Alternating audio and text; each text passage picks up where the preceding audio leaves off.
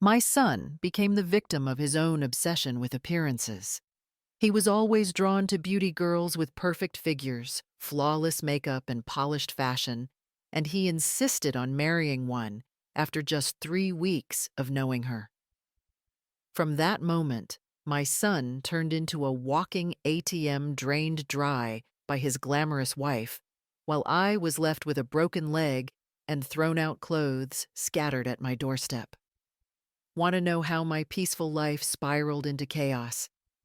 Stay with me until the end of this video to hear it all. And tell me, where are you watching from? Don't forget to subscribe, like, and share this video to support my journey. It was a bitter winter afternoon in Massachusetts, the kind that cuts straight through your skin. I, Miranda Lewis, 68 years old, stood beside the trash bin in my own yard, leaning on my cane, trying to pick up the scattered pieces of silk that once filled my closet with pride. The wind whipped around me, catching the fabric and tossing it farther away, as if mocking the years I had spent sewing every stitch with love and patience. Those dresses weren't just clothes, they were memories. Each one carried a piece of me from another time when my husband was still alive, when my hands were steady and my heart still trusted. Through the window, I saw Rebecca Donovan, my daughter-in-law, standing inside with her arms crossed. Her expression was sharp, unfeeling. The reflection of her perfectly styled hair caught the weak winter sun. She looked at me like I was something beneath her, something to be cleaned away. Then her voice pierced the air, calm but laced with cruelty. "Here, take $300 and buy yourself something new." The bills fluttered to the ground, landing on the snow like pieces of green ice. I didn't move. I only looked at them, then at her, and for a moment our eyes met through the glass. Her smirk told me everything. She wanted to see me small. She wanted to see me bend.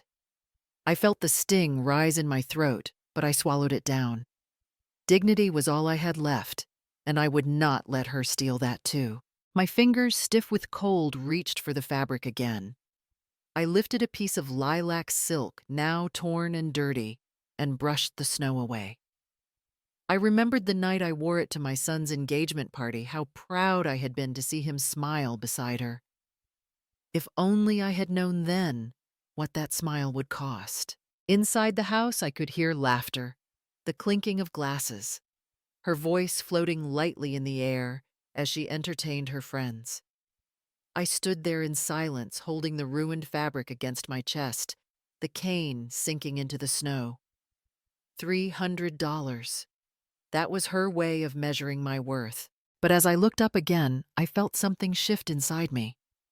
The humiliation burned, yes, but beneath it, a quiet resolve began to form. She thought she had won. She thought the old woman outside in the cold was powerless. She had no idea what she had just awakened. I bent down slowly, my cane sinking into the damp ground as I reached for another piece of silk from the trash bin. The scent of detergent mixed with wet soil rose up sharp and bitter, stinging the back of my throat. My fingers trembled, not from weakness, but from the chill that came when something you once cherished was thrown away like garbage. Each fabric I picked up was soaked, clinging to my palm like a wounded memory. I took a deep breath and straightened my back, refusing to let my posture mirror the humiliation that surrounded me. From the sidewalk, I heard the soft crunch of snow under someone's shoes. Mrs. Grant, my elderly neighbor, paused at the gate, her eyes widening in shock. "Oh dear, what happened to your clothes?" she asked, her voice trembling between sympathy and disbelief. I turned toward her, forcing a small smile that didn't quite reach my eyes. "Just fashion, Mrs. Grant, just fashion." The words left my mouth slowly, a quiet mask for the ache beneath. She stood there for a moment, unsure whether to say more, then walked away, her scarf fluttering in the wind. I could feel her pity following me even after she turned the corner. I didn't need it. Pity was a luxury for those who had nothing left to fight for. I still had my pride fragile but alive, like a flame flickering against the cold air. I picked up the last piece, a red chiffon sleeve, torn and muddy. The color reminded me of my youth of ballroom lights and soft laughter of the woman I used to be. My reflection in the window caught my eye. My face looked older, yes, but my gaze was steady. I refused to bow my head to cruelty. Not today, not ever. Inside the house, Rebecca's shadow moved past the curtain. She didn't even glance outside. To her, the scene was already over, her little victory complete. I brushed the dirt off my skirt and gathered the fabrics in my arms, holding them close, as if protecting something sacred. The pain in my knees shot upward, but I stayed upright. Let her believe she had crushed me. Pride, after all, doesn't need to shout. It simply stands. Rebecca stood in the doorway, her body wrapped in a shiny leather dress that caught the pale afternoon light. The air smelled thick with her perfume, an artificial sweetness so strong it drowned out even the sharp scent of winter. Her makeup was perfect. Her hair pulled into an expensive-looking wave that didn't quite hide the emptiness behind her eyes. She thought she looked sophisticated. She thought she had won. I let my gaze move slowly from her head to her shoes, calm and deliberate. Then my eyes caught on a loose thread at the edge of her sleeve. A small detail, almost invisible, but I saw it instantly. The seam was uneven, a sign of cheap work, a mass-produced imitation pretending to be luxury. I smiled not cruelly, but with a kind of quiet sadness that she could never understand. Funny, I murmured. I used to sew better stitches when I was 20. She gave a short, dismissive laugh, tossing her hair over her shoulder, as if my words meant nothing. To her, I was just an old woman clinging to the past. But inside, a different kind of satisfaction bloomed. She didn't know that before arthritis stiffened my fingers, I used to design gowns for real women of class. My name, once stitched on silk linings, had hung in boutiques she couldn't afford to step into. I had dressed senators' wives, television anchors, even a Broadway actress once. Those were the years when craftsmanship mattered more than the label on a tag. Now, standing there in my worn cardigan and snow boots, I realized how easy it was for her kind to mistake noise for elegance. True class, I thought, doesn't shout. It whispers. It lives in the details that don't need to be shown off the clean line of a seam, the weight of real silk, the quiet confidence of someone who doesn't have to prove anything anymore. Rebecca shifted her weight, sensing something in my silence that made her uneasy. She turned away, first pretending to check her phone, her laughter suddenly forced. I didn't say another word. I simply brushed the dust from my hands and looked at the sky, letting the cold air clear the heavy scent she left behind. Cheap perfume fades quickly. Real grace never does. There was a time when people in Cambridge whispered my name with admiration. For 3 decades, I built my world around fabric, light, and silence. I wasn't just a dressmaker. I was a confidant to women who lived under the glare of power.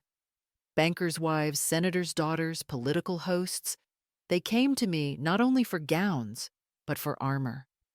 I understood them in ways their husbands never could. A dress to me was more than silk and thread. It was dignity disguised as beauty. In my studio on Brattle Street, the walls once shimmered with color swatches and sketches pinned neatly in rows. I can still remember the hum of the old Singer machine, the soft rhythm that followed me through my youth. Every design bore a story, a neckline drawn to hide heartbreak, a train cut longer for confidence. My creations didn't scream wealth, they whispered grace. Women wore my dresses and stood taller, not because they were expensive, but because they felt seen. When my husband passed away, the world seemed to pause. I closed the studio quietly, declined invitations, and turned inward. Yet I never fell into bitterness. I learned that elegance doesn't die with applause, it simply becomes quieter. I began investing wisely: blue chip stocks, small trust funds, and a few rental homes near the Charles River. Money was never the goal. Security was. I wanted peace, not display.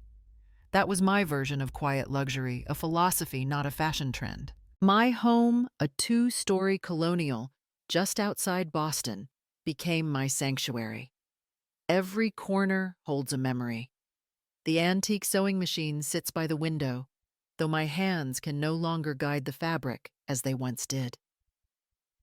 On the dresser rests the brass-framed mirror that has reflected every version of me: the young designer with ambition, the wife adjusting her husband's tie before a gala, and now the widow who measures time not in years, but in calm mornings.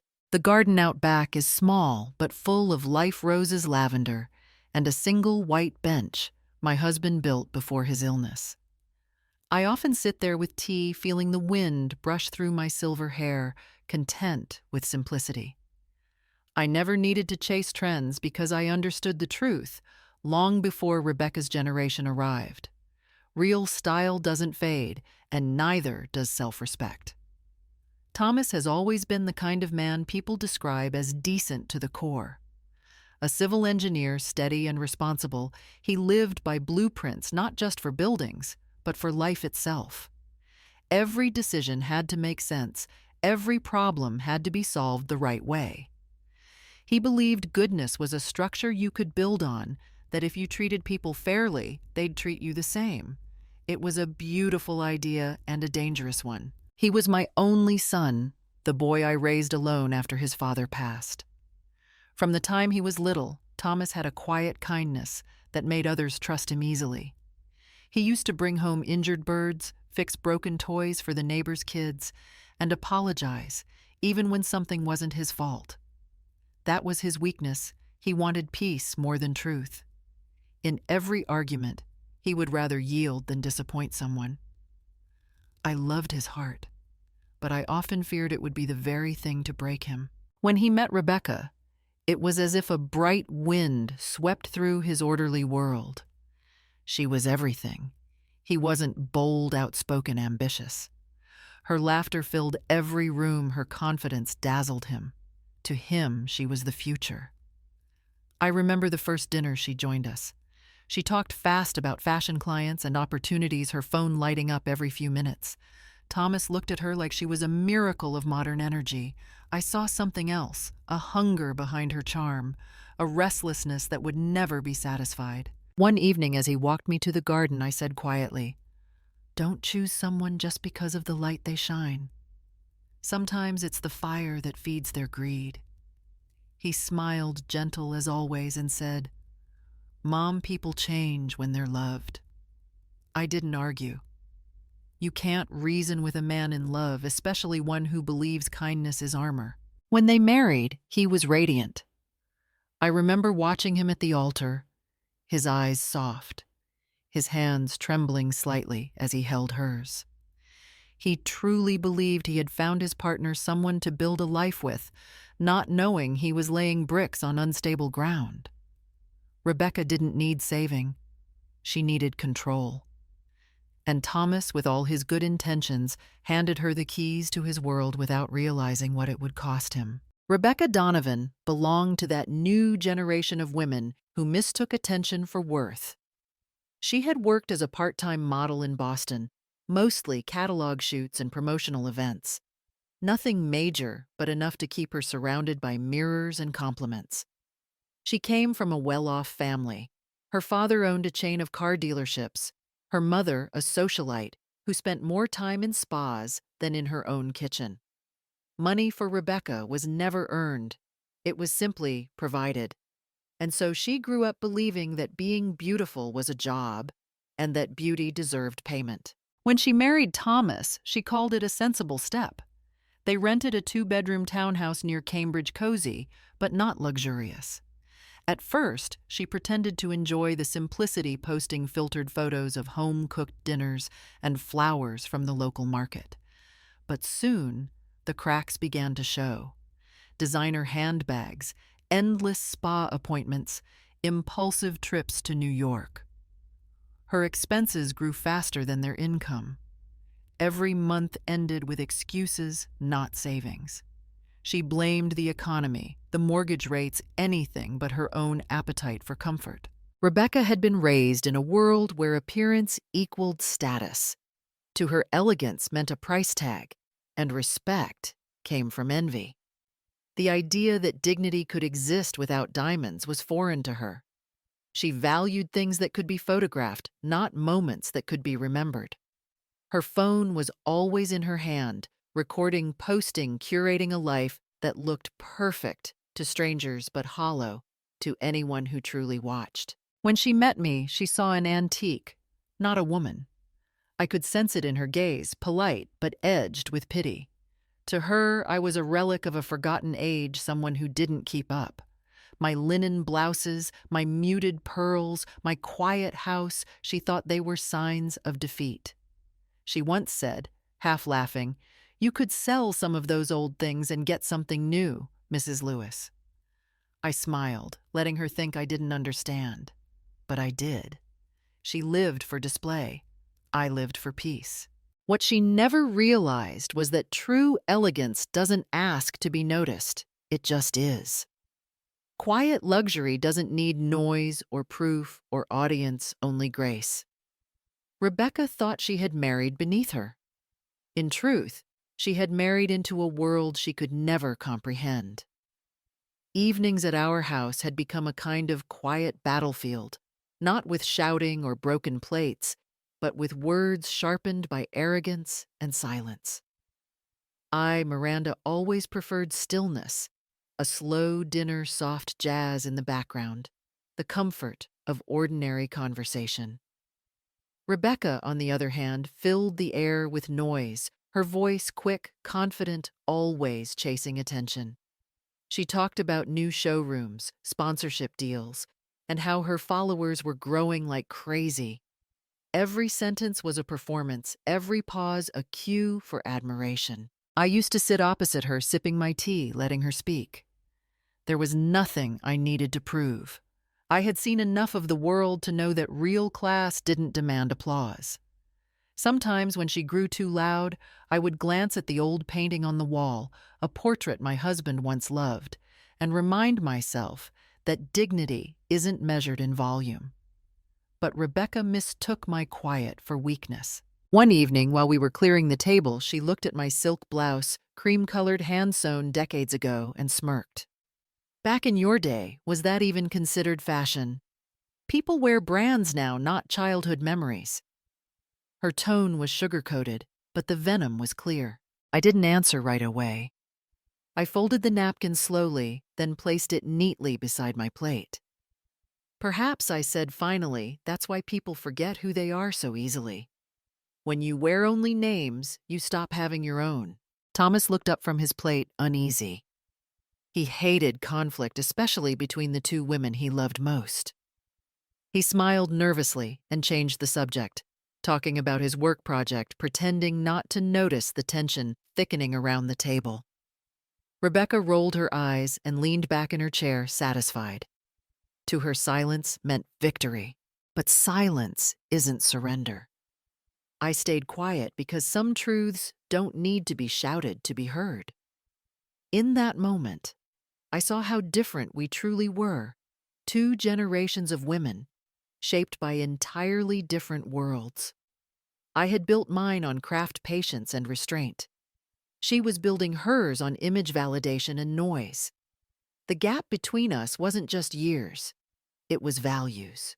That night, as I washed the dishes alone, I caught our reflection in the kitchen window, her shimmering jewelry, my wrinkled hands, and understood that we would never speak the same language. She chased what glittered. I protected what lasted. At first, I tried to let it go. I told myself Rebecca was young, inexperienced, maybe even insecure beneath all that bravado. I wanted to believe her sharp words were just immaturity, not malice. But over time, the tone changed. Her glances grew colder, her compliments shorter, her laughter sharper. Every gesture carried a trace of disdain, small, calculated, easy to miss for anyone who didn't know how to read it. But I did. I'd spent a lifetime studying fabric, the fine lines that tell you when something is tearing. Human behavior, I realized, wasn't so different. The turning point came during their second wedding anniversary party. The house was filled with light and chatter, neighbors and friends mingling with glasses of wine. I wore a simple gray dress and my old pearl earrings, gifts from my late husband. Rebecca descended the staircase like a performer. Her smile practiced her perfume heavy. It took me only one glance to recognize the design, the silhouette, the neckline, the stitched folds at the waist. It was one of mine. Or at least it was meant to be. She wore a cheap replica of one of my couture designs, something I had once made for a Boston philanthropist 20 years ago. The fabric was synthetic, shiny under the chandelier, missing the weight and drape of real silk. But she didn't care. She twirled lightly and said with a bright laugh, "Funny, right? I found this online for a fraction of the price. Honestly, it looks even better than those old pieces from your time." A few guests chuckled politely. Thomas froze, pretending not to hear. I smiled, the kind of smile that hides every crack. Inside, something quiet and old in me trembled. It wasn't anger, not even shame, it was grief. For years, my hands had crafted beauty from thread and patience. To see it mocked so casually, turned into something shallow and disposable, was like watching art turned into wallpaper. As the evening went on, she continued to shine, basking in attention, unaware of the silence that followed her laughter. I realized then that disrespect rarely explodes. It seeps. It begins as a look, a word, a small act of cruelty until it fills the room and poisons the air. But I also knew something else. Contempt is a fire that always burns backward. The more she fed it, the more it would consume her. It started quietly, the way most cruelties do, hidden beneath the disguise of humor.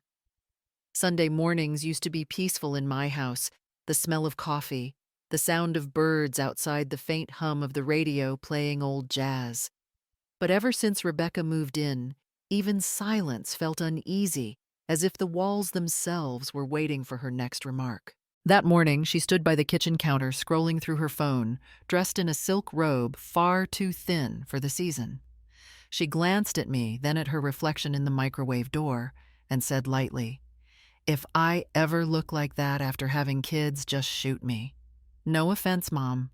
Her tone was playful, her smile wide, but her words landed like glass breaking in slow motion. Thomas looked up from his coffee, startled. "Rebecca, come on, that's not funny," she laughed. "I'm serious. Look at her, she's not even that old. It's not about age, it's about not taking care of yourself." The room fell silent. I didn't answer. I simply turned toward the window, pretending to check on the roses outside.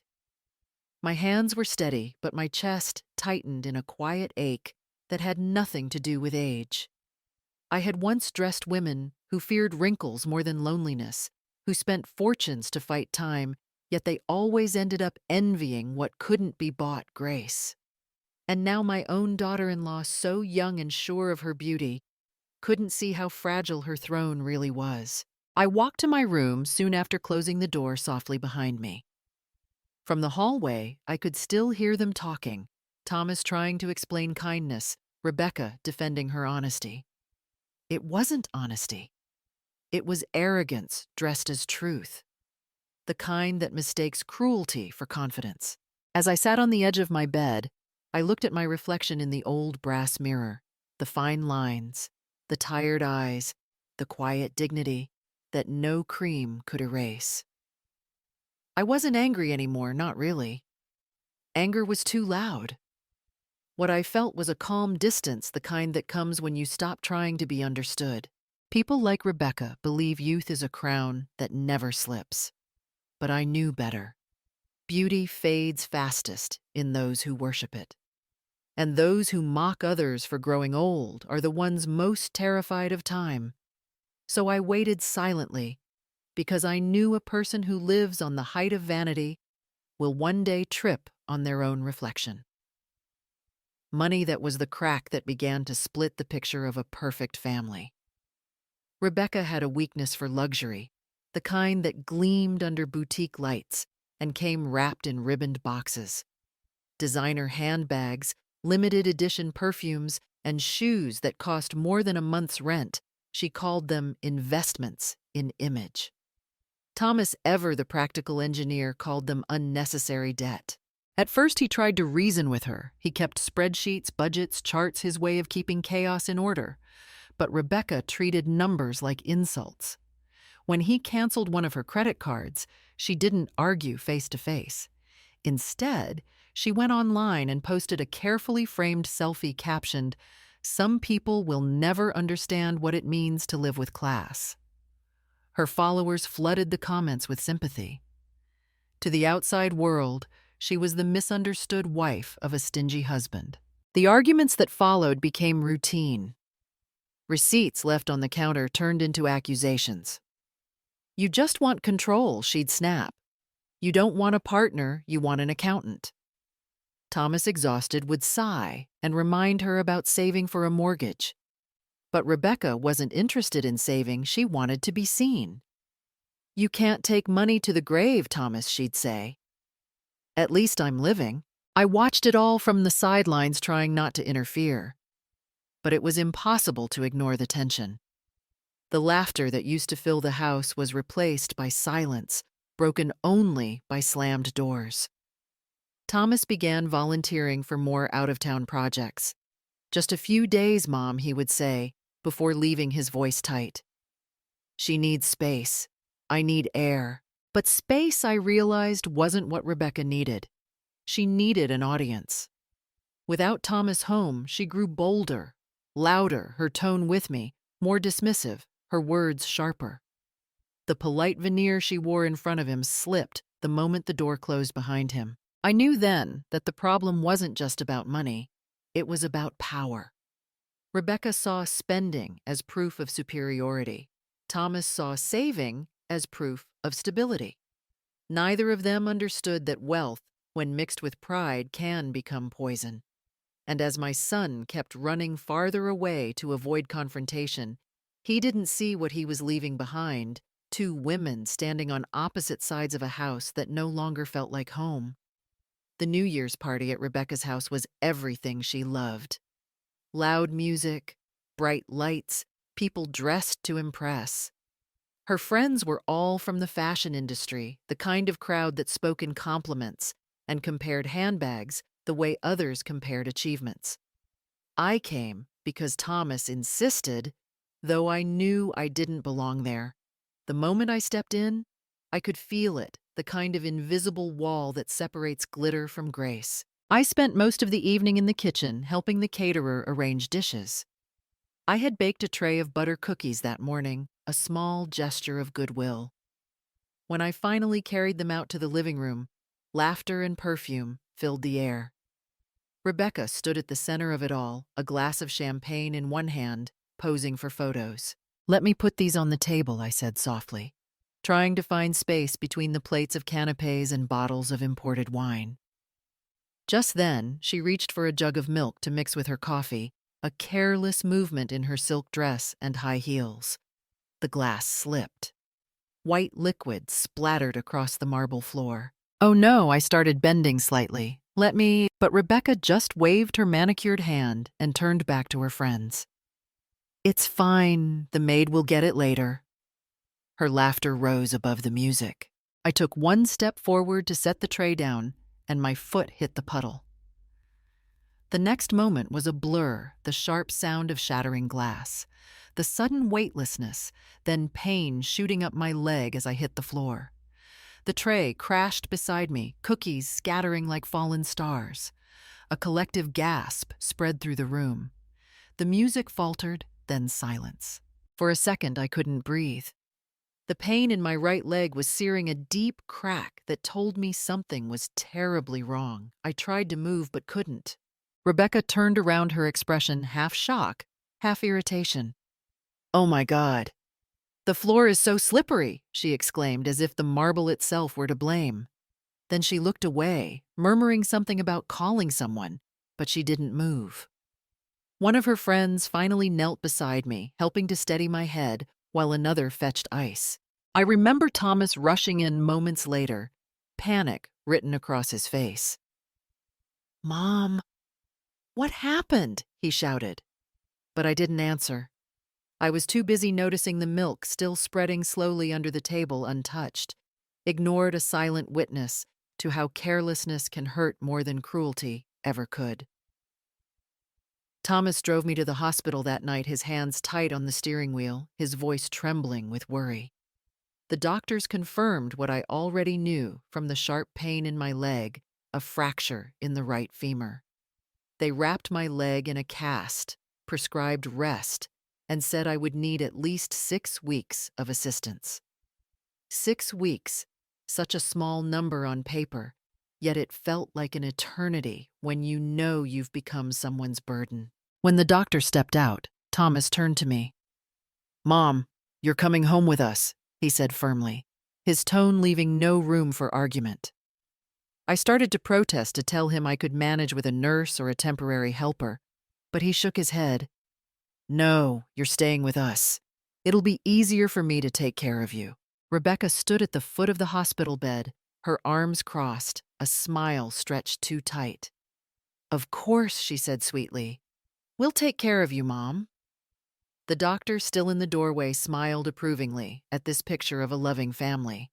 But I saw it, the flash in her eyes, that quick glance of calculation mixed with resentment.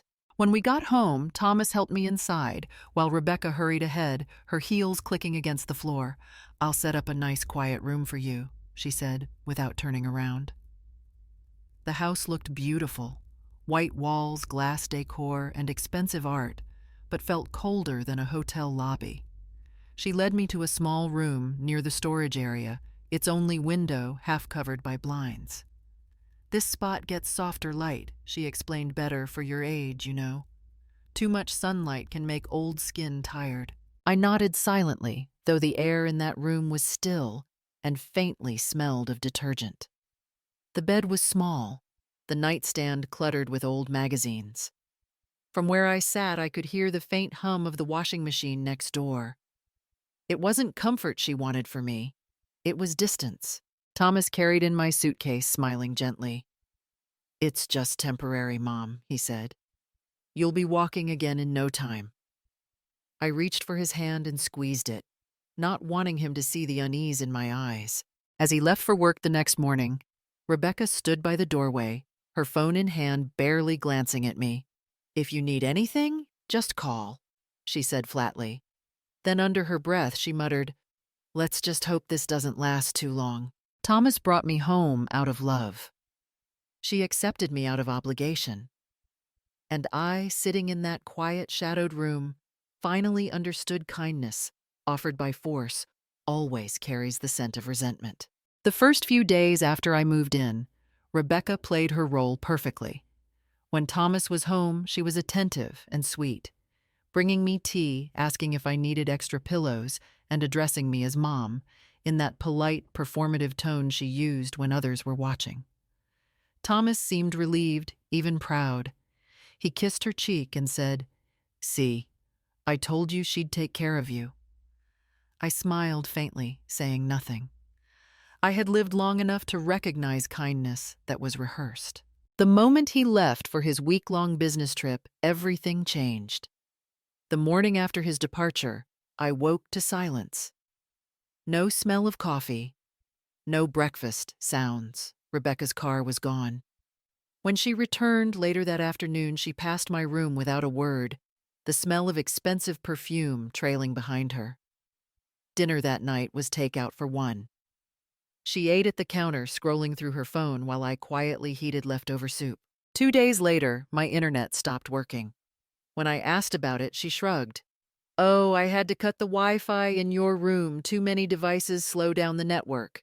You don't need it much anyway, right?" Her tone was casual, almost cheerful. I said nothing, only nodded and turned away, the cold truth settling in. She wanted me isolated, invisible. The grocery money Thomas had left on the counter slowly disappeared. I later saw new shopping bags in the hallway. High-end cosmetics, a leather jacket still with the tag attached. I paid for my medicine myself that week using the last of my savings tucked in my purse. One morning, I walked into the kitchen to find a stack of unpaid bills on the table. "Rebecca," I said calmly, "these need to be taken care of before they add late fees." She looked up from her phone, her lips curling into a smile that didn't reach her eyes. "If you want to live here with all the amenities, maybe you should start contributing like an adult. No one gets to stay for free, Mom." The word mom came out like an insult, smooth and deliberate. For a second, I couldn't speak. The quiet kitchen felt colder than ever. I finally said softly, "I thought family didn't charge rent for love." She laughed a short, sharp sound, then went back to her phone. I turned away, my hands trembling slightly as I poured tea. The tea tasted bitter, though I hadn't added sugar. That was the morning I realized Thomas's house wasn't my home. It was her stage, and I had become the prop she wanted to remove. It began with the numbers not adding up. Thomas sent enough every month for household expenses, groceries, utilities, small comforts, just as he always did.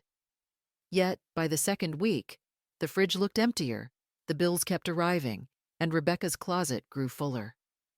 I noticed the new lipstick shades lined neatly on her vanity, the designer shopping bags stacked by the bedroom door, and the faint smell of luxury perfume drifting down the hallway. Money was disappearing, but beauty was multiplying. One morning, as I sorted through the mail, I noticed the electricity bill lying unpaid. I turned to her, gently choosing my words carefully. "Rebecca, I said the living allowance Thomas sent should have covered this, shouldn't it? What have we spent so much on this month?" She didn't even look up from her phone. "Makeup," she said lightly, "and skincare. You know, essentials. These things don't buy themselves, Mom. Essentials." I repeated, trying to keep my voice calm. "But Thomas sent that money for the house, not—" She interrupted, her tone suddenly sharper. "In this house, everyone contributes. You use electricity, you eat food, right? It's only fair that you pay your share." I stared at her, not quite believing what I was hearing. She took a long sip of her smoothie, then smiled, the kind of smile that isn't warm, but triumphant. "Let's start small," she said. "Maybe you can cover the groceries and utilities this month. $200 should do it." For a moment, I was silent. $200 wasn't much in itself, but it wasn't about the money. It was about the shift, the quiet, deliberate attempt to flip the balance of control. She wanted me to become dependent, but also indebted, as if my existence in her house came with a price tag. That evening, I sat in my small room, the light dim and flickering, and thought about the pattern unfolding. She wasn't just reckless with money. She was strategic. Every careless purchase, every accidental delay in paying bills was a test, a way to see how far she could push before I broke. I took out my old leather purse, the one I'd used since my design days in Cambridge, and counted the bills folded neatly inside. It wasn't much, but it was mine, earned, not given. As I slid $200 into an envelope and placed it on the counter, I caught my reflection in the window, calm, composed, but not defeated. She might think she was taking control, but she didn't understand one thing. Real power isn't loud. It waits. It happened on a gray afternoon, the kind of day when silence in the house felt heavier than usual. I was sitting in the kitchen folding towels when I heard the washing machine stop. Moments later, Rebecca's voice floated down the hallway light, at first, then laced with mockery. She stood in the laundry room holding one of my dresses, a cream silk piece I had made years ago. The stitches still strong, the fabric soft from time. She turned it over in her hands like it was something foreign, something unworthy of touch. "These are so outdated," she muttered loud enough for me to hear. "Do people even wear things like this anymore?" I steadied myself on the cane and moved closer to the doorway. "Rebecca, I said quietly. Those are my clothes. Please don't. But she was already pulling more from the basket, a wool cardigan, a blue chiffon blouse, a cashmere skirt. Each piece carried a story, a season, a version of me that had survived both love and loss. She held them up one by one, laughing softly. Vintage, huh? More like retirement chic. Don't touch them, I said again, my voice trembling slightly. She glanced at me over her shoulder, eyes glinting with something between amusement and cruelty. Then she dropped the pile into a black trash bag. Trust me, Mom, she said sweetly, twisting the bag closed. You need a rebrand, a little style upgrade. We can't have you looking like an antique next to me. The bag landed in the trash bin with a dull thud, the sound of fabric dignity and years of craftsmanship colliding with plastic. I felt my throat tighten. I wanted to shout, to pull it all back out, to tell her that those dresses had seen more of life than she ever would. But the words stayed stuck behind my lips. Instead, I just watched. Watched her walk away, heels clicking sharply against the floor, perfume trailing behind like arrogance made visible. When the door closed, I moved slowly toward the bin. My leg ached, but I bent down anyway, pulling the bag open. The scent of clean linen mixed with detergent rose up, familiar, comforting, and unbearably sad. I touched the fabric lightly, tracing the seams with my fingers. Every stitch had been mine, once steady and sure. Now they trembled. People say humiliation burns, but it doesn't. It freezes. It makes time stop, just long enough for you to hear your pride hit the floor. The cold air outside bit through my sleeves as I stepped onto the porch cane in one hand, balance fragile but steady enough to reach the trash bin. Inside, the fabric still looked soft, faintly scented with detergent dresses I had stitched through nights of patience and love, now lying crumpled like forgotten lives. I bent down slowly, my fingers brushing the silk, when I heard the sound of heels behind me. Rebecca's voice sliced through the winter stillness. Oh, for heaven's sake, you're really going to dig through the trash? Her tone was light, almost amused, like she was watching a scene that entertained her. Then she pulled something from her wallet, 3 crisp bills, and with a flick of her wrist, they fluttered down, landing at my feet. Here, she said, her voice sweet, but dripping with poison. Take $300 and buy yourself something new. The bills lay on the cold concrete, a cruel contrast of green against gray. For a moment, the world felt silent. No wind, no sound, just the faint rustle of humiliation. I didn't look at her. Instead, I looked at my hands, trembling slightly, not from weakness, but from the weight of what was happening. I bent down, one hand on my cane, the other gathering the money carefully. I didn't pick it up like cash. I picked it up like pride that had fallen and needed to be handled, gently folded, carefully hidden away before anyone could see. I pressed the bills together, smoothing the edges, and slipped them into my pocket. When I finally raised my head, she was still standing there, arms crossed, lips curved into a smirk that said she thought she had won. Our eyes met. Hers were sharp, glittering with triumph, the kind of victory that comes cheap and fades fast. Mine were calm, almost serene. In that stillness, something shifted inside me. It wasn't anger. Anger burns out quickly. This was colder, clearer, the quiet understanding that this moment, this insult, would not be forgotten. Rebecca turned away, first, satisfied, her laughter echoing faintly as she walked back inside. I remained there for a while, watching her shadow disappear through the door. Then I looked down at the dresses again, brushing away a smear of dirt from one sleeve. $300. That was her price for my dignity. I had accepted it not because I needed the money, but because I needed the reminder. Some debts aren't paid in cash. They're paid in silence, with interest collected later when the time is right. It happened so fast that I didn't notice her at first. As I bent down to pick up the last piece of fabric from the trash bin, the cold air pressing against my skin, I heard Rebecca's voice rise behind me, sharp, echoing across the yard. "That's trash!" "Let it go!" she shouted, her tone cutting through the still afternoon. For a moment, everything seemed to stop: the birds, the wind, even my breath. I froze, one hand gripping the edge of the bin, the other clutching my cane for balance. Across the street, I saw movement. Mrs. Margaret Grant, my neighbor, walking her terrier like she did every afternoon. She stopped, eyes widening as she took in the scene. Rebecca, too, absorbed in her own cruelty, didn't notice her. She stood by the porch, arms crossed, watching me like I was a stranger, rummaging through her trash. I could feel the sting of humiliation rising to my face, but I swallowed it down, straightening as much as my leg allowed. That's when I heard the faint sound of a phone unlocking.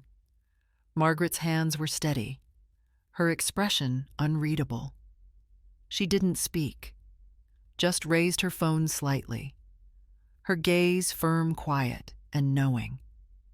The screen reflected the scene, me trembling and pale, trying to gather my dignity, while Rebecca stood behind the picture of impatience and contempt. I didn't realize she was recording until later.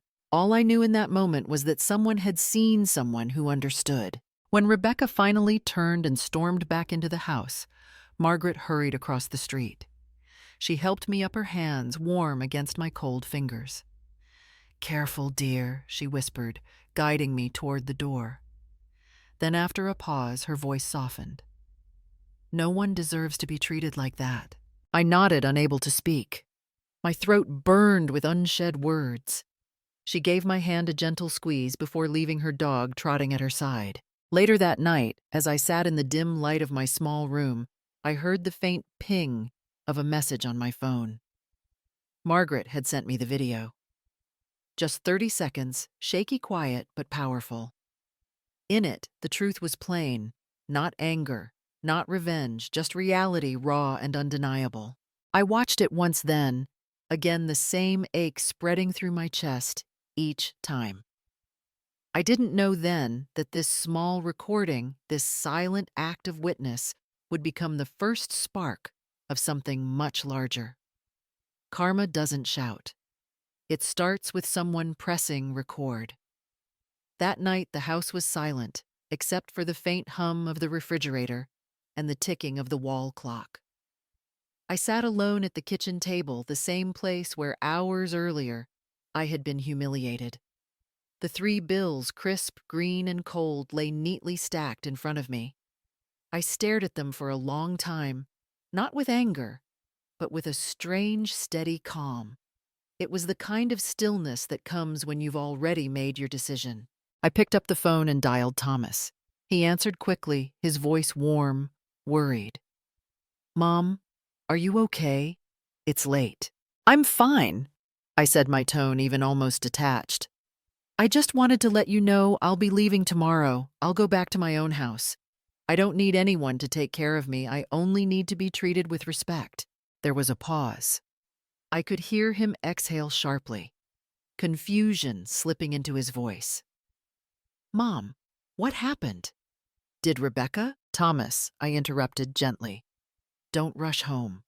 There are lessons people have to learn on their own. You can't teach them for me." He fell silent, torn between love and guilt. "Please at least wait until morning," he said softly. "I will," I replied, then ended the call. For a moment, I just sat there listening to the echo of my own words fade into the empty room. The calm I felt wasn't weakness, it was control. I had spent my whole life patching, mending, forgiving. But even silk, when stretched too far, will tear. Tonight, I finally stopped trying to mend what wasn't worth saving. I looked at the $300 on the table. Under the soft kitchen light, they didn't look like money, they looked like evidence. Evidence of what pride costs in someone else's world. I slid the bills into a small envelope, smoothed the flap, and wrote the date neatly on the corner. A keepsake not of pain, but of clarity. Before going to bed, I placed the envelope in my bag. My suitcase was already packed, just one change of clothes, my medicine, and a few old sketches from my design days. I glanced once more at the empty hallway at the door, where Rebecca's laughter had once filled the air. Tomorrow I would walk out quietly without a word, but silence when chosen is louder than any scream. It was close to midnight when I woke, my throat dry and aching for water. The house was silent except for the faint hum of the refrigerator and the ticking of the wall clock in the hallway. I reached for my cane and moved slowly toward the kitchen.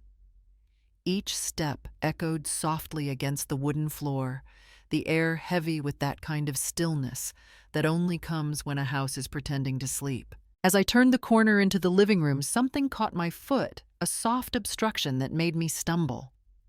I steadied myself and looked down.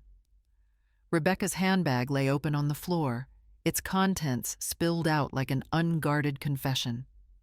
Receipts, makeup, a tangle of car keys and lipsticks. I bent down carefully, meaning only to set things back in order. Then I saw it, a crumpled receipt near the edge of the rug. It was from Target, dated just 2 days ago. My eyes traced the list automatically. Almond milk face cream, scented candles. And then halfway down a line that froze me in place. Condoms, size L. For a moment, the words blurred. My breath caught in my chest. Thomas had been gone for nearly 3 weeks on a project in Chicago.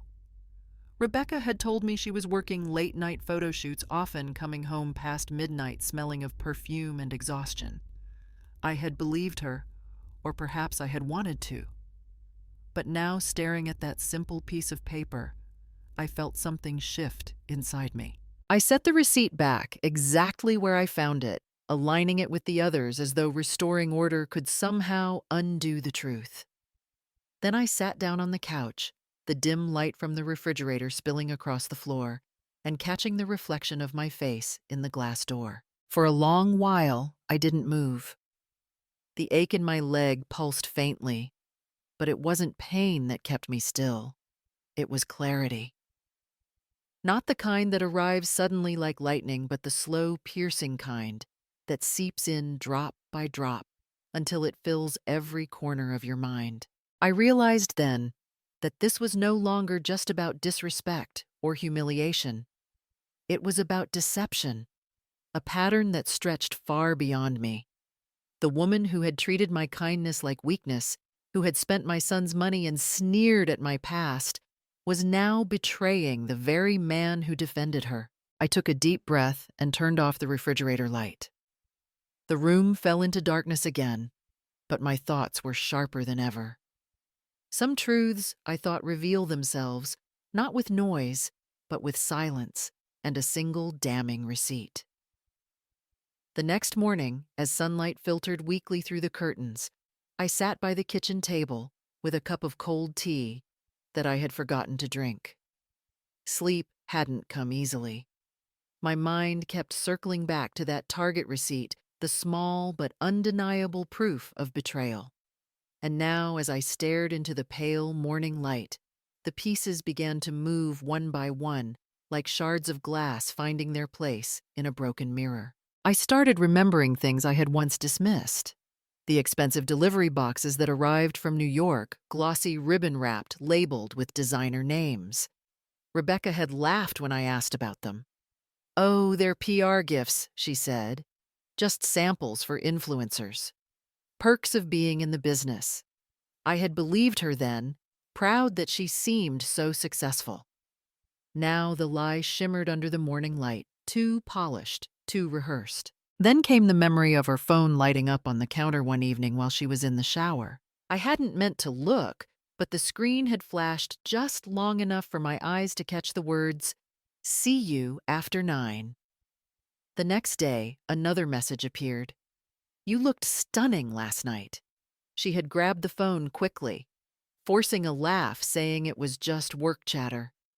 I'd wanted to believe her because disbelief would have meant facing the truth. And there were those night photo shoots. She always mentioned the ones that left her returning home close to midnight. Her hair tousled, her perfume heavy and strange, not floral, but musky masculine. Once she came in wearing a man's coat, claiming she had borrowed it because it was cold on set. I remember how her hands trembled slightly as she hung it up. But the moment that sealed it in my mind came back the clearest the night I heard her on the phone, her laughter drifting down the hallway. "You just signed the contract," she had said softly, her tone both teasing and transactional. "You know what I want." The words had lingered in the air, too intimate to ignore, too practiced to be mistaken. Now, sitting alone with the echo of those moments, I could see the pattern, as clearly as a seam unraveling greed disguised as ambition, manipulation dressed as charm.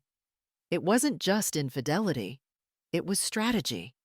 Every smile, every lie, every calculated gesture had been part of something larger. I set my cup down, my reflection rippling in the tea's surface.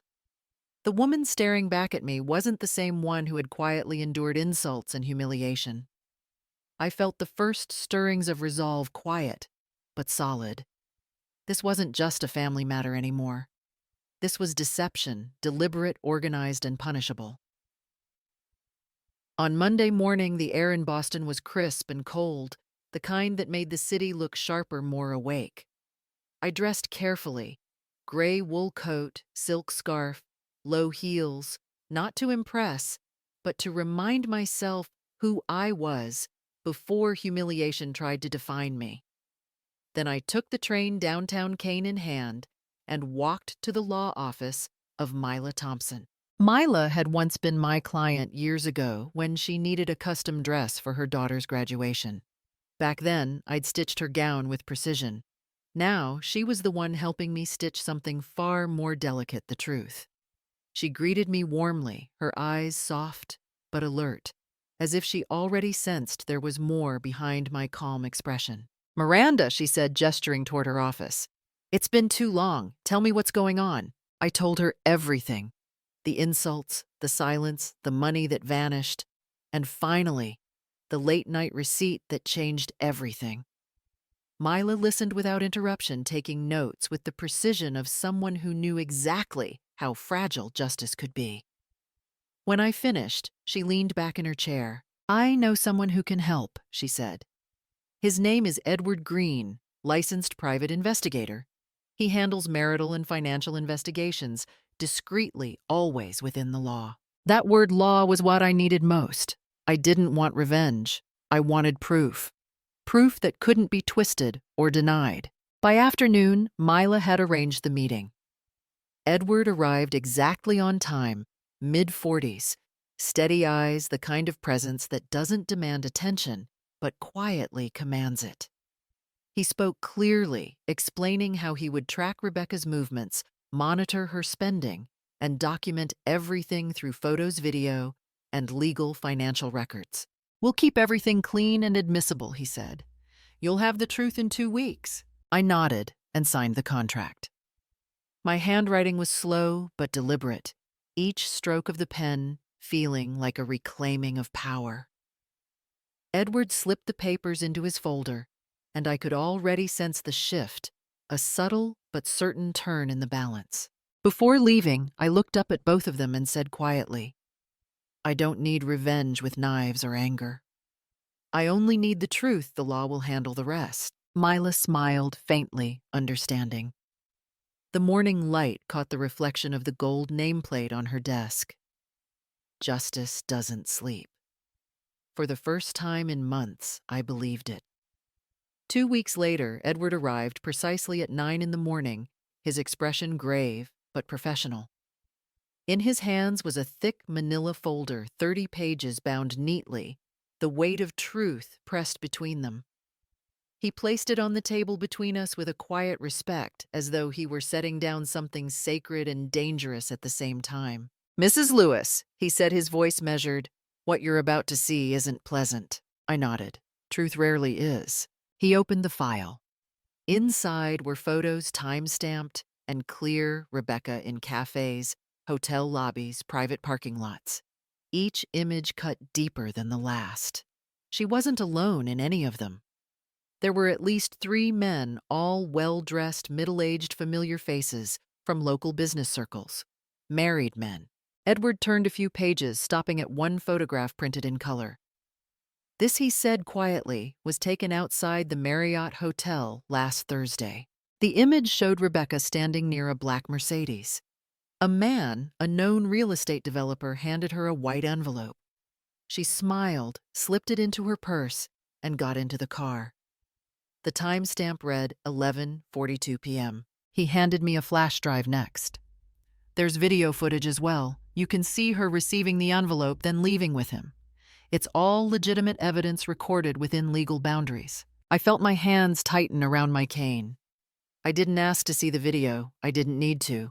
Edward continued, his tone cautious. We also pulled her financial activity.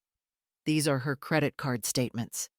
Purchases include multiple hotel bookings, designer stores, Louis Vuitton, Prada, Cartier, all charged to a secondary account under your son's name. He hesitated for a moment before speaking again. There's one more thing, Mrs. Lewis. You should know she's been visiting a private gynecology clinic in Boston.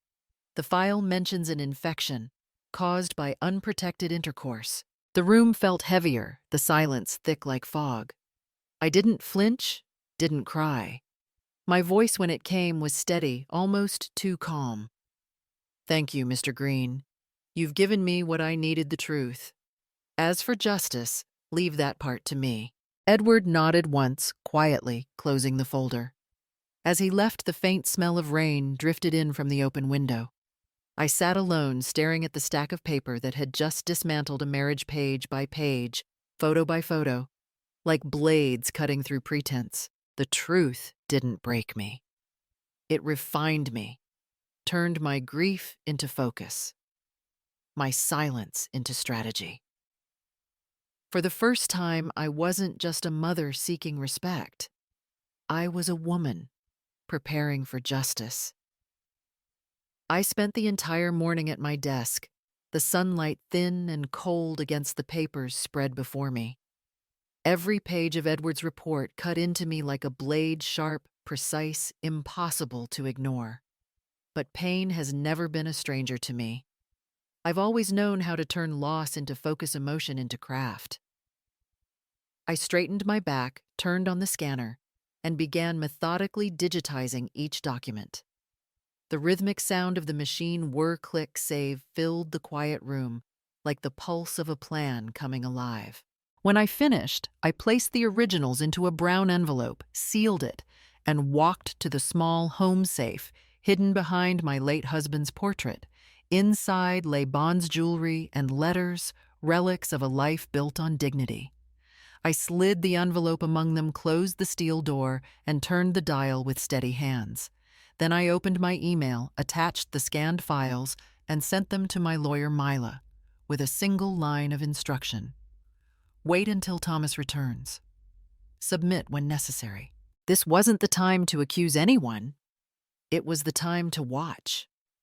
And so, I did quietly, strategically. For the next several days, I moved through my home with deliberate gentleness. I let Rebecca believe she had won. I thanked her softly for meals, asked for help, with the curtains smiled when spoken to. The disguise of weakness became my armor. The quieter I appeared, the more careless she became. That evening, I composed a short email to my son. No anger, no explanations. Just a quiet summons carrying the weight of everything I had discovered. Come home soon, son. There's a family matter that needs you. Don't ask questions. Just come. I reread the message once, then pressed send. Outside, the first snow of the season began to fall, soft flakes swirling against the window glass, silent but certain. I rested my hands on the sill and watched the world blur white, my reflection faint in the glass. The calm on my face wasn't surrender. It was calculation, the kind born from years of understanding how people reveal themselves when they think they've already won. A faint smile curved my lips as I whispered to the window, my breath fogging the glass. My dear daughter-in-law, you have no idea who you're playing against. I once sewed gowns for women who ruled boardrooms and built empires. You think I'm weak because I walk with a cane, but that's your first mistake. Every stitch I ever made taught me patience, precision, and timing. I turned off the lamp and let the room sink into the dim light of snow and silence. Outside, the storm thickened. Inside, my plan had just begun. That morning, while the city still slept, I clicked send. The email went out quietly. No drama, no warning, only the truth, stripped bare and undeniable. Attached were photos, receipts, credit card statements, and one medical report that would shatter any illusion my son still held. I wrote just one sentence, "Son, I hope this time you choose truth over illusion." Across the country, Thomas would wake soon, perhaps, in some hotel room, expecting a work update. He would see my name, Mom, and something inside him would tighten. I could already picture it. His hands trembling as he scrolled through the attachments, the disbelief giving way to pain. He would see Rebecca standing beside another man, laughing, touching his arm. He would see the receipts, the hotel bookings, the credit card charges made in his name. And finally, he would reach that last page, the medical report. Cold and clinical, stating what no mother ever wants her son to read. I didn't need to witness his reaction to know what it would be. The silence, the shame, the realization that every argument he'd had with me was built on her lies. My poor boy would finally understand that he hadn't been a husband. He had been a paycheck with a pulse. But this wasn't just about revenge. It was about truth. The truth that restores what deceit tries to steal a mother's dignity and a son's clarity. When he comes home, he won't find the naive woman he once thought could be fooled by sweetness and smiles. He will find his mother steady, calm, and ready. Because when the snow melts, I intend to rebuild everything they tried to take from me, piece by piece, with patience, precision, and timing. Before my son left Chicago, he made one last call, not to his wife, but to Edward Green. His voice no longer trembled from shock. It carried something colder, now sharper clarity. I heard the recording later when Edward briefed me. "Keep watching her," Thomas had said. 3 more days. I'll handle the rest." Edward didn't need further explanation. "I'll make it airtight," he told him. "Everything legal. Everything traceable." That was why I had trusted Edward from the beginning, not because he was clever, but because he was clean. That afternoon, Thomas sent Rebecca a message. "I've been asked to stay in New York for 3 more days. Big meeting with the project investors."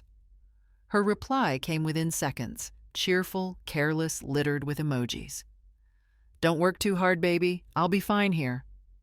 He had shown me that text before boarding his flight. We both knew what it meant. She believed she was safe. She believed she was free. And that belief would undo her. Meanwhile, Edward moved quietly, just as we had planned. With Thomas's written consent, everything by Massachusetts law, he installed a discreet mini camera inside my son's car, tucked neatly beneath the rearview mirror. It would start recording the moment the engine turned on.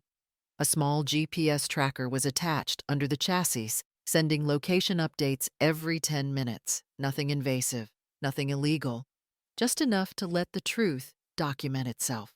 Edward kept me informed with encrypted messages, short, precise, and professional. Subject met with contact at cafe. Subject drove to South Boston, 9:17 p.m. Same companion as before. I didn't reply. I simply watched as the puzzle I had been assembling for months began to show its final image. Every night, I sat by my living room window, the hum of the heater blending with the faint crackle of snow outside. On the table beside me lay a notebook, my quiet witness. Its pages were filled with neat handwriting timelines, dates, initials. Every detail stitched together with the precision of a tailor's seam. I wasn't rushing. Justice, like a well-cut dress, demanded patience, precision, and silence. Before his flight back to Boston, Thomas called me once more. His tone was steady now, firm, in a way I hadn't heard in years.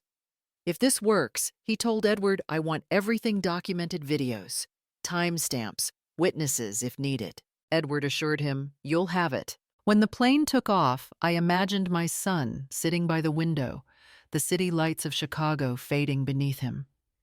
He wasn't coming home as a broken man. He was coming home as a witness, armed with truth, ready to face the lie that had been living under his own roof. Back in Boston, I stood by my window watching snow drift through the streetlights.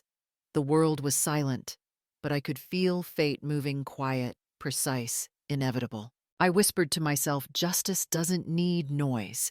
It only needs timing. And at last I could feel it. The clock had started ticking. It was Friday afternoon when Edward's call came through. I remember the exact tone of his voice, calm, but edged with urgency. She just left the Marriott, he said. She's with the same man, mid-50s gray suit wedding ring. They're heading to your son's car. I didn't panic. After weeks of waiting, my hands were steady, my heartbeat almost still. Across the line, I could hear the faint city noise behind Edward the moment the trap we had built began to close. Thomas was already in place 3 blocks away, waiting. I had insisted he not confront her in anger, but in truth. The difference matters. Anger destroys evidence. Truth preserves it. He told me later how it felt the winter air seeping through the cracked window, the world moving indifferently around him while his marriage prepared to die in daylight. He said he drove toward the hotel slowly, each turn deliberate calm. His heart wasn't racing anymore. It had become something heavier, the calm before a final blow. When he reached the parking lot, he spotted his car at once. Rebecca was inside laughing, her head tilted toward the man beside her. She reached across the console and kissed him a slow, practiced kiss that had once belonged to my son alone. For a long moment, he didn't move. He told me he watched them as if they were strangers acting in a cheap play. Then he opened the door phone and hand camera, already recording. Each step he took across the pavement was measured deliberate, like the rhythm of judgment itself. He stopped by the driver's window and knocked twice firm cold. Rebecca froze mid-laugh. The man turned, startled. Thomas leaned forward slightly and said the words that would end it all. Enjoying my car. Rebecca. There was silence, the kind that swallows everything. The man stumbled out of the car, muttering an apology before vanishing into the maze of parked vehicles. Rebecca stayed where she was, lipstick smudged, her hands trembling on her lap. Thomas, she gasped. It's not what you think. He opened the passenger door slowly, his movements calm, almost detached. Really, he said, and pulled out his phone. The sound of her laughter filled the air, the recording from the hidden camera Edward had placed under the rearview mirror. Rebecca's face went white. Edward installed it 2 weeks ago, Thomas told her quietly. With my permission, legal, documented. She reached for him desperate, but he stepped back. This isn't a misunderstanding, Rebecca, he said. It's evidence. And with that, he turned off the video and walked away. The echo of his footsteps cut through the cold like final judgment. When I received the last message from him, just 2 words. It's done. I closed my notebook and looked out the window. Snow was still falling soft and steady. For the first time in months, I allowed myself to breathe. The truth had finally caught up, and it hadn't needed to shout. The fall came faster than I expected. By Monday morning, the video was everywhere. Edward had sent me a clean copy of the footage for legal use, but it didn't stay private for long. Mrs. Margaret Grant, the same neighbor who once recorded the humiliating $300 scene, still had that old clip saved. When she saw the new one, she did what people like her always do, connected the dots and pressed share. Within hours, both videos were running wild across our local Facebook groups, like dry leaves in a windstorm. Someone from Rebecca's own social circle, one of those friends who thrive on gossip and pretend to be loyal, reposted the hotel parking lot clip with a caption that spread faster than the snow outside the luxury model caught cheating in her mother-in-law's car. The internet devoured it. Comments poured in, mocking vicious, and yet morbidly entertained. Guess designer bags can't buy loyalty. That's not quiet luxury, that's loud hypocrisy. By noon, the clip had thousands of shares. By Tuesday morning, it landed in the corporate inbox of the modeling agency, where Rebecca had once been the face of elegant ambition. Their public statement was brief, almost surgical. We regret to inform that we are temporarily suspending all collaborations with Ms. Rebecca Donovan due to breaches of professional ethics and damage to brand image. That single announcement stripped her of what little dignity she had left. I didn't celebrate. I simply read the statement on my tablet, my reflection faint against the glass screen. Justice, I've learned, doesn't always come from courtrooms. Sometimes it arrives quietly through consequence. Across the neighborhood, admiration turned into whispers. The same women who used to envy Rebecca's handbags now shook their heads in pity. Those who once called her the fashion queen of Cambridge now smirked when her name came up. At the local cafe, I overheard a barista murmur, "Guess some runways lead straight to the gutter." Laughter followed. Rebecca didn't leave the house for days. Her curtains stayed drawn. Her phone went silent. Every hour brought a new brand termination, a refund request, or a sponsorship cancellation. The same face that once appeared in magazines now filled gossip threads and memes. I watched it all unfold without bitterness. From my kitchen window, I saw the first thaw of snow, drops of water sliding off the roof one after another. Karma, I thought, doesn't need noise. It just needs time and proof. That evening, the house was quiet when I heard a knock at the door. When I opened it, Rebecca stood there, pale, trembling mascara streaked down her cheeks. Her hair hung limp and dull. The perfume that used to announce her arrival was gone. She looked nothing like the woman who once strutted into this house with heels, arrogance, and entitlement. "Mom, I was wrong," she whispered, her voice cracking. "I'm sorry." Tears streamed down her face, cutting through the last traces of her makeup. I stood there for a moment studying her. No satisfaction, no anger, only the quiet stillness that comes when truth finally does its work. I gestured toward the chair. "Sit down," I said. She obeyed, hands shaking. "Don't apologize to me," I said softly but firmly. "Apologize to yourself for selling your own dignity so cheaply." Rebecca broke down completely, sobbing. "I didn't mean for it to go this far. I just wanted a better life." I met her eyes. "A better life?" I asked. Voice calm but cutting. "You already had one. You destroyed it not because you lacked love, but because you lacked conscience." Thomas had been standing by the doorway the whole time, silent. His face was pale, his jaw tight. When he finally spoke, his voice was low but final. "Tomorrow," he said, "I'll file for divorce. I've had enough." Rebecca turned toward him, desperate. "Thomas, please!" But he didn't even glance her way. He walked to the window instead, staring into the dark street. The silence that followed was heavier than shouting could ever be. Rebecca fell to her knees, crying uncontrollably. "Please, I can change. I'll do anything." I stepped closer, my cane tapping softly against the wooden floor. My heart didn't harden. It simply accepted what had to be. "You once threw away my clothes," I said quietly, "the ones I made with my own hands, and handed me $300 as if my silence could be bought." She looked up, eyes wide and red. "Now," I continued, "you've lost everything. Your husband, your career, your name. That's the cheapest price fate could give you for what you did." My words hung in the air like a final verdict, quiet, undeniable, absolute. Rebecca buried her face in her hands, her sobs shaking the room. I turned away, my expression unreadable. Some lessons I knew cannot be taught by love, only by consequence. By the end of that week, the fall was complete. What began as a single leaked video had grown into a full-blown scandal, one that spread far beyond our quiet neighborhood, beyond Boston itself. It reached the glossy, airbrushed world that had once adored her. By Monday, the fashion blogs were buzzing. By Tuesday, the major outlets had picked it up.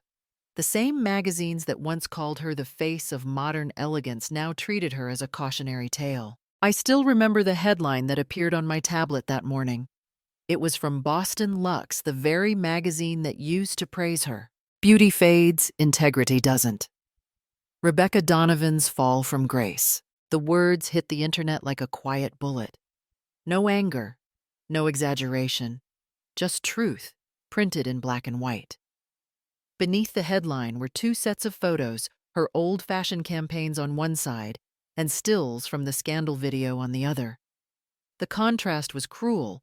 One showed a woman draped in luxury, the other a woman stripped of dignity.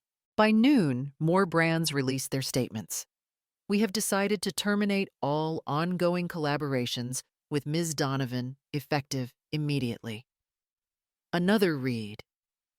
Our brand stands for values, not vanity. Their tone was corporate polished and final, the kind of finality that leaves no door open for sympathy. In less than 2 days, Rebecca lost everything she had built her identity on. Her agent stopped returning calls. The photographers she once called friends quietly unfollowed her. The same industry that had created her image dismantled it with surgical precision, the kind of precision only power and pride can wield when it decides you no longer matter. Social media took care of the rest.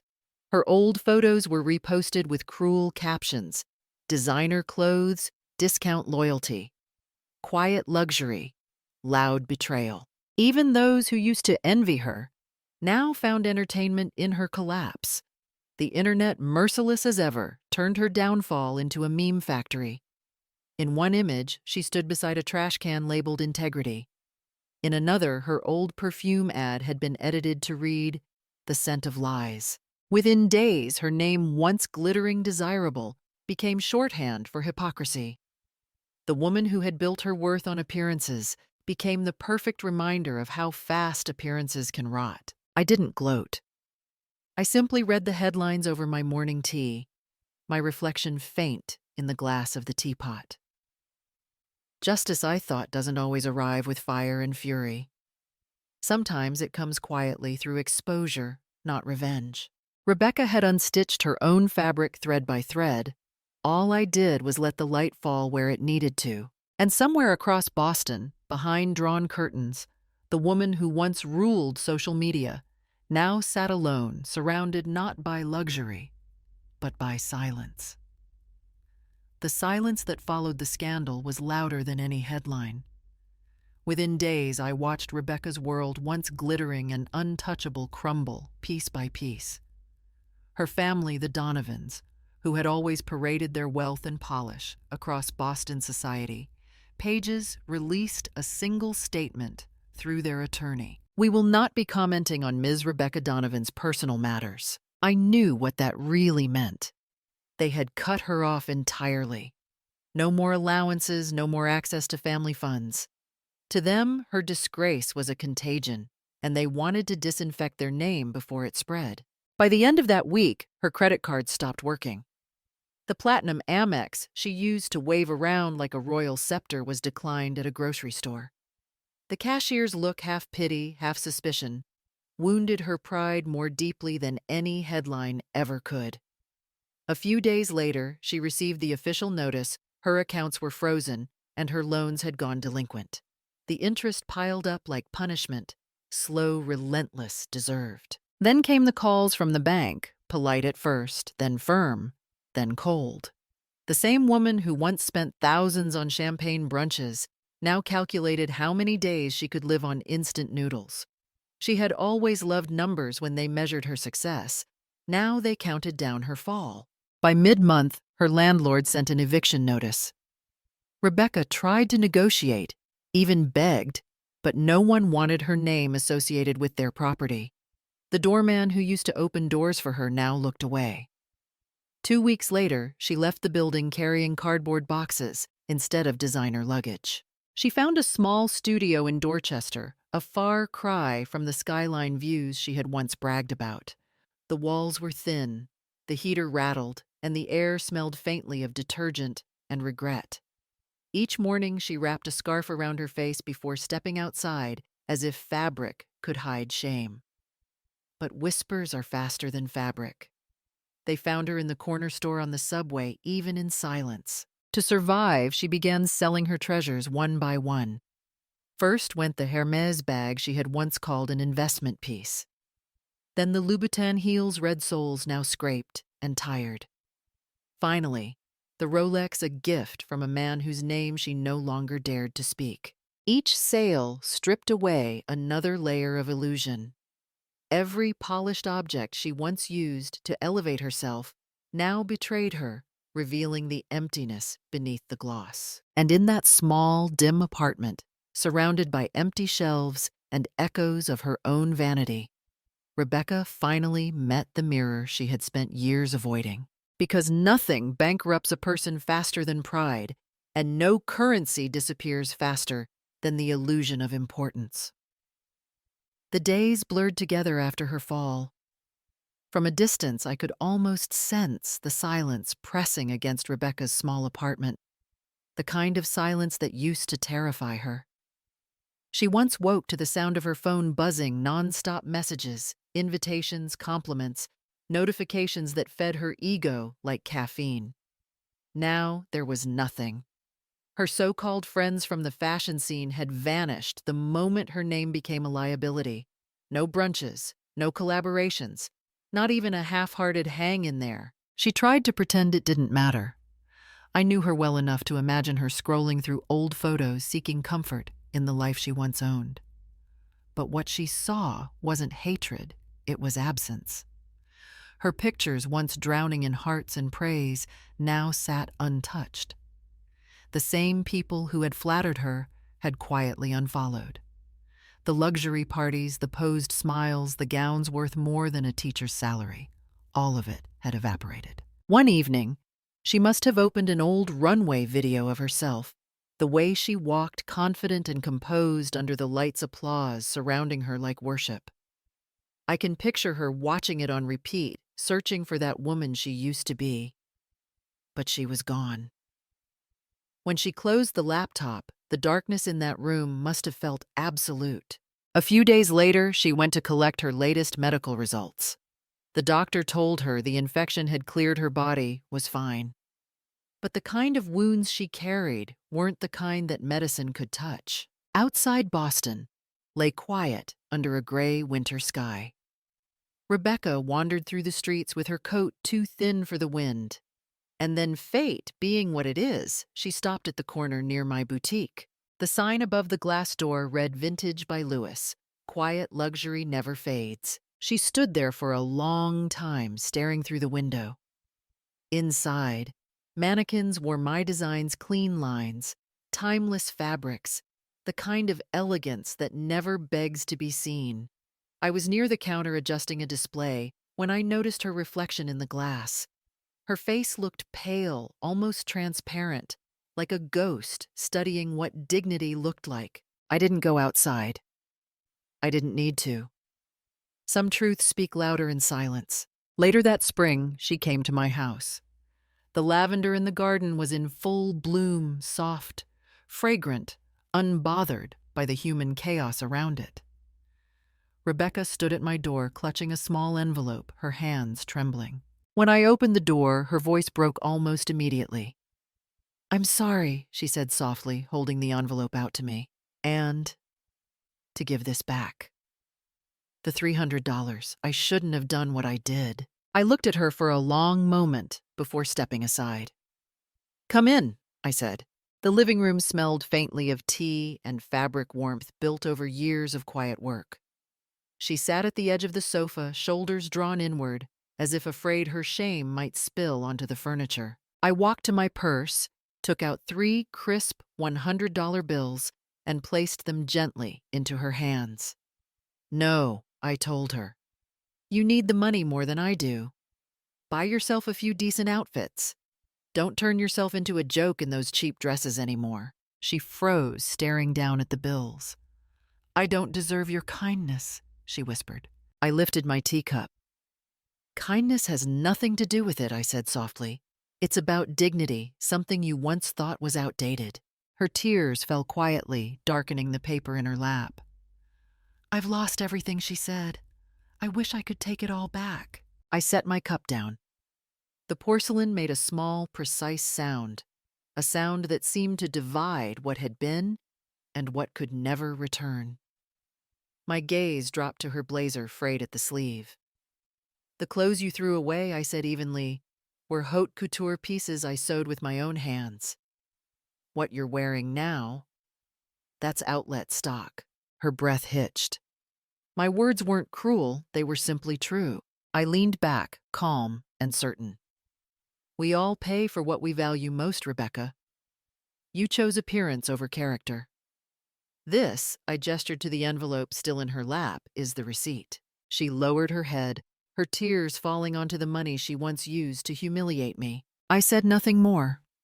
I didn't need to. The silence between us carried the lesson heavy, unspoken, and final. The morning she came back to my door, I already knew what she was going to say. The snow hadn't melted yet. It covered the garden like a thin sheet of forgiveness.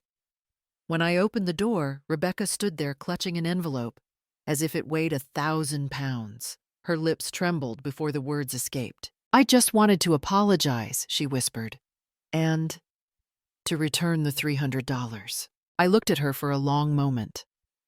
Her face was pale, stripped of makeup, and arrogance. It wasn't cruelty that filled me. It was a kind of tired mercy. I invited her in, gestured to the chair she used to sit in when she first married my son.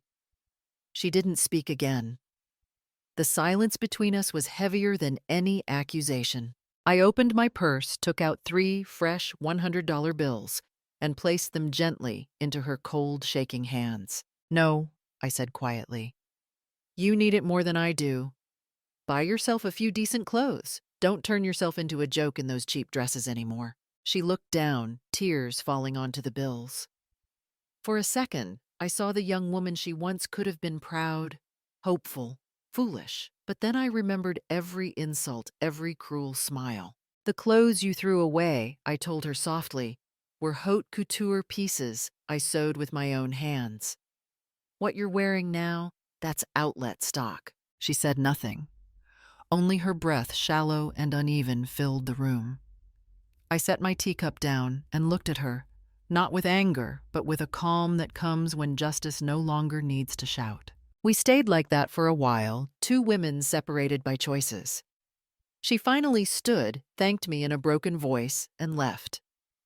Through the window, I watched her walk down the driveway, her steps unsteady in the snow. I didn't feel hatred, only a strange, quiet closure. Later, Thomas called. It's done, he said. The divorce papers are signed. I didn't ask for details. Some things don't need retelling. That night, I sat alone by the fire listening to the faint hiss of snow melting against the window. I thought about how easily people trade their dignity for approval, how they forget that real grace is silent, not loud. Rebecca lost her wealth, her beauty, her place in the world. But the real punishment wasn't what she lost. It was knowing she'd been seen clearly, without pretense, by the very person she once tried to humiliate. Karma didn't come with thunder. It came with silence, and I, the woman she thought was weak, was the one who stayed standing. When the snow finally melted, peace returned not all at once, but in gentle, steady layers, like sunlight warming frozen ground. Thomas visited more often now. He no longer looked like the weary man caught between guilt and love. He looked grounded, calmer. One afternoon, as we shared tea on the porch, he said quietly, I used to think I was choosing love, Mom, but I was only choosing an image. I smiled. Most people do, I replied.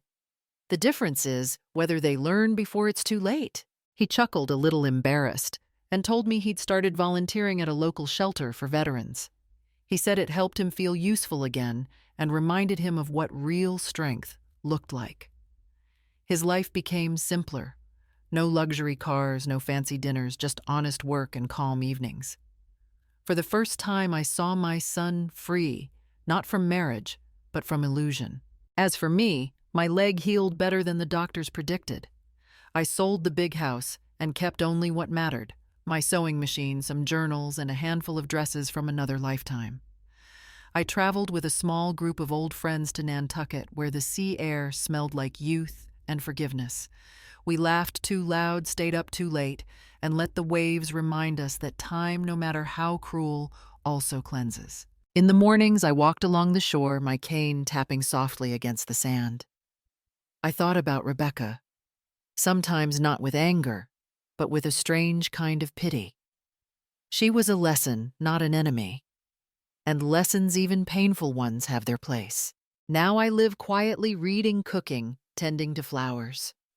My world isn't loud or glittering, but it is rich in peace. That, to me, is true luxury. People often say that women lose their beauty with age.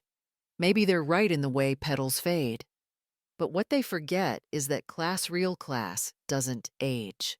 It deepens like color in silk after years of wear. So if you've ever been judged for your appearance, your age, or your simplicity, tell your story.